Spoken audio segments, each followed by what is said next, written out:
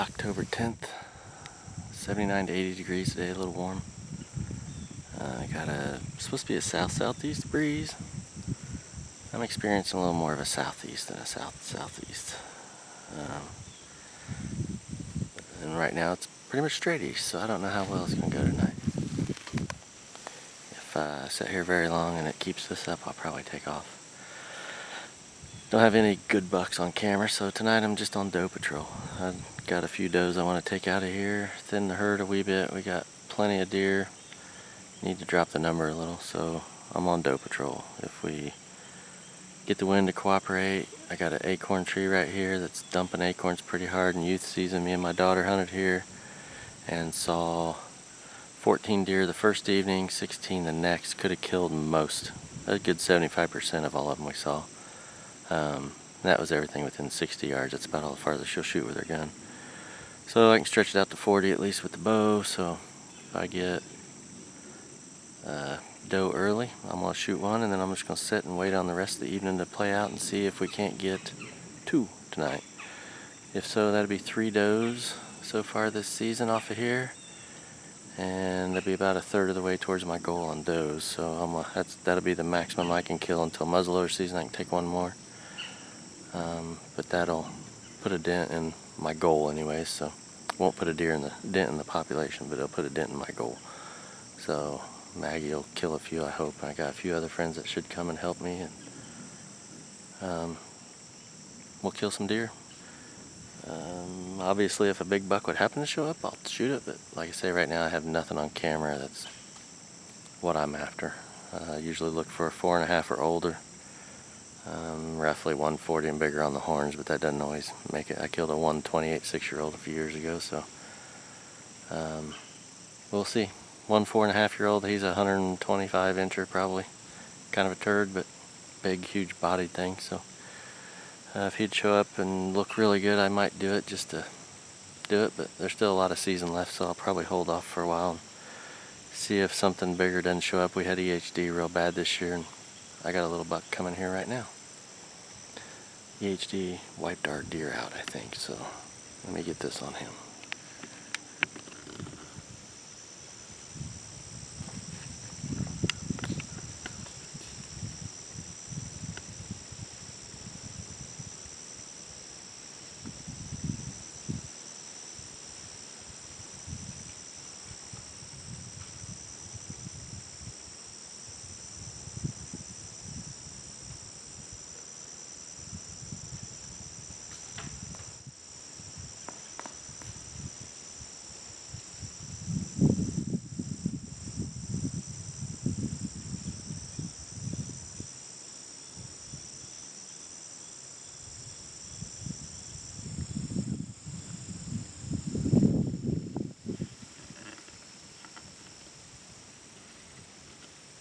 How the evening goes. Looks good so far. Just got in the stand. Haven't been here 5 minutes.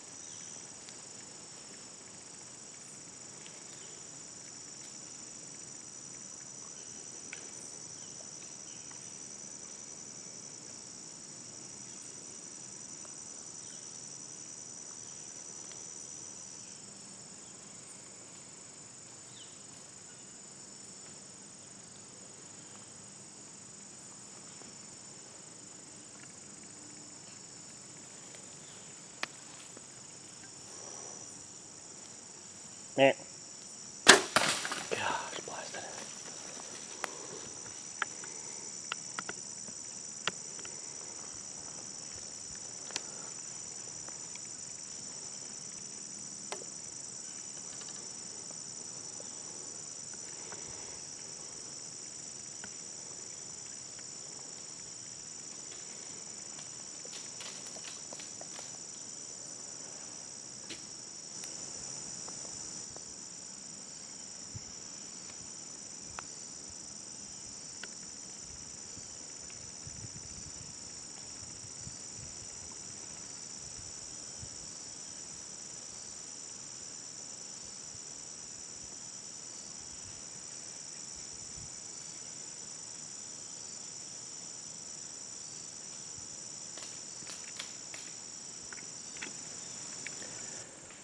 Well, as you saw, I hit a little back on that doe. She went about 20 yards and then stood there all hunched up for a little bit. I was waiting on her to take one more step and I could have shot again. But she didn't. She laid down right by that pile of rocks. That's when I quit filming. And about 2 minutes later, she laid her head down and I can tell she's not breathing anymore, so I must have hit lungs and liver and it just took a little bit of time to do it. So, the other two, the small buck and the young doe, are still out here eating acorns at about 40 yards, so that's why I'm whispering. So we're going to sit here quietly, let everything just keep going, and hopefully we can get doe number 2 for the night. So we'll see what we can do.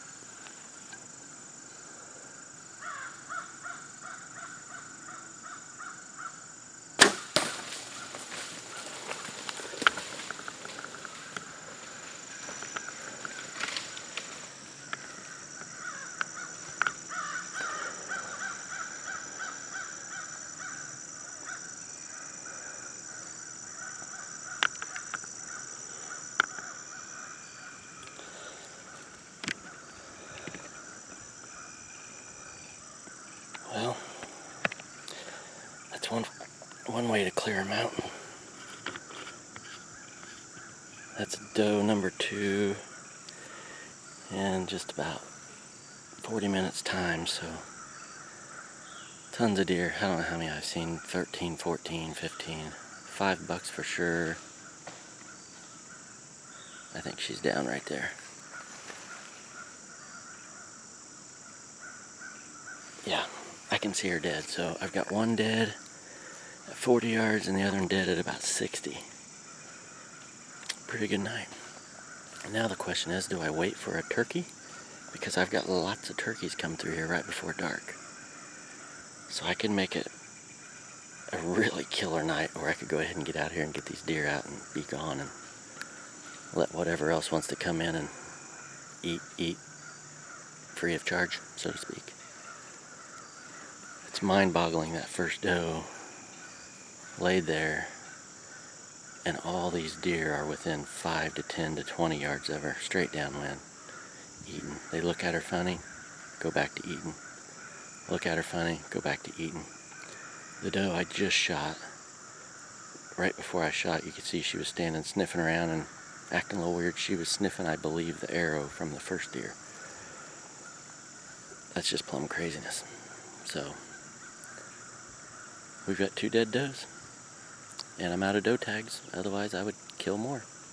Because they're coming right back in feeding. Here they come.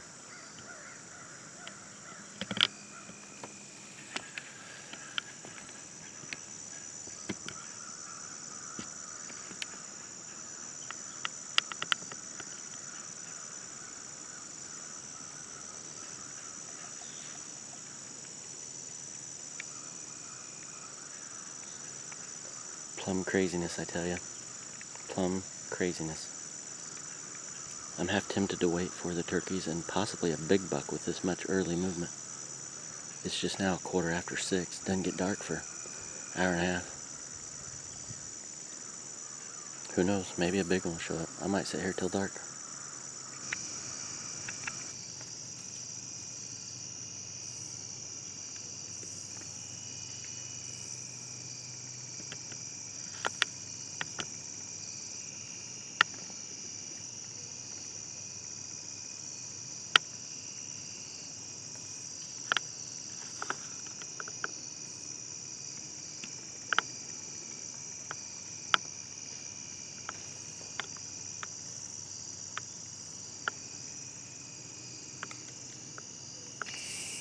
Alright, real quick, we're going to do the recovery. That tree you can barely see right there is where my stand is. Both deer were standing. One was about right here. The other one was about right here when I shot. The first one, she ran to right there, stood there for a minute or two, laid down for a minute or two, and died. And you can see that the shot was back a little. She lived for maybe 5 minutes after I shot her, 4 to 5, and then expired. You can see she stood right here. That's about all the blood that's there. There's not a whole lot. It's kind of makes you think, she stood there for 2 minutes before she laid down, and that's all the more blood was there. So kind of interesting from that standpoint to shoot back a little bit. The blood trail is not always good, even though they die relatively quick.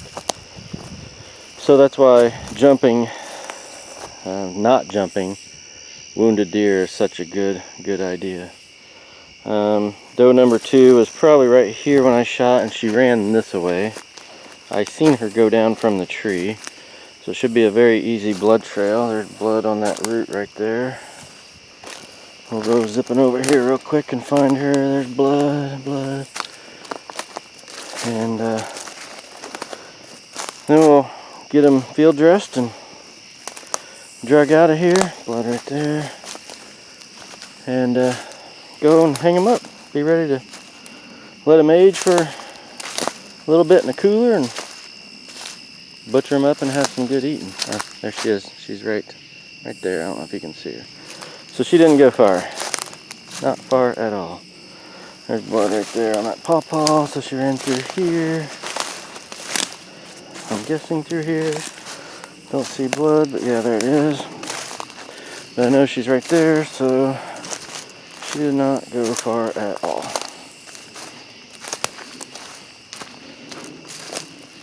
Here's doe number 2, and that shot was a 10 ring.